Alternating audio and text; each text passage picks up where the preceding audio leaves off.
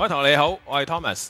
嗱，今日咧我哋咧呢度咧最主要咧係講關於計數機。嗱，好多啱啱升中學嘅同學咧，或者係升中三、升中四嘅同學啦，咁有好多同學都未買計數機嘅。咁佢哋而家都疑惑緊咧係買邊一部會比較好啲。咁而家咧你熒光幕見到呢兩部計數機咧係最多同學用嘅。咁當中咧呢一部咧叫做 FX50FH 呢一部機咧係最近呢2年先出嘅啫。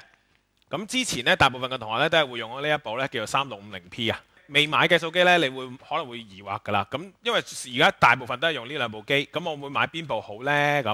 咁首先講翻呢個牌子先啦。其他型號嘅計數機咧其實已經相繼停產，咁啊無謂同人哋清貨，所以咧其他型號嘅計數機咧就最好唔好買啦。咁都係買呢兩部比較好啲。咁同埋咧呢兩部計數機嘅輸入方式咧係同之前嗰啲好唔同。咁所以你用開之前嗰啲，你轉唔翻用呢部嘅咧，嗰啲習慣唔同晒。咁所以咧最好都係用呢兩部。咁呢兩部邊部會比較好啲咧？就係 50FH 呢一部會比較好少少嘅，因為佢嘅 memory 咧係比之前呢一部咧係多好多。咁同埋咧喺功能上亦都作出咗好多嘅改善。咁啊，所以大家如果選購計數機咧，可以考慮下呢一部。OK， 咁我哋嘅最主要目標咧，而家咧係想講關於最多同學咧係想聽嗰樣嘢啦，就係關於計數機程式。因為好多時候咧，日校先生咧係對呢個計數機程式係非常之抗拒嘅。咁首先澄清咗一樣嘢先啦，其實去到會考係俾唔俾用計數機程式嘅咧，係絕對可以用嘅。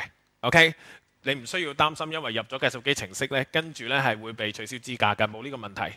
不過咧就你會選擇用咩計數機程式咧？呢個就好重要啦，因為咧市面上咧有好多種唔同嘅種嘅計數機程式喺度嘅。咁我自己教書咧就有一個宗旨嘅，就係如果嗰啲計數機嘅程式咧係會影響到你嘅步驟分，譬如話你撳完個 program 咧已經係一嚟已經 answer 啦，但原來中途啲 step 咧係要計分㗎。咁嗱，嗰啲計數機程式我係唔會用嘅，得唔得？咁我要用嗰啲咧，通常都係中途步驟已經冇分計嘅，一嚟答案就俾 answer 分係冇 M， 即係 method 嘅方法個分數嗰部分咧，我先至會建議大家用嘅啫。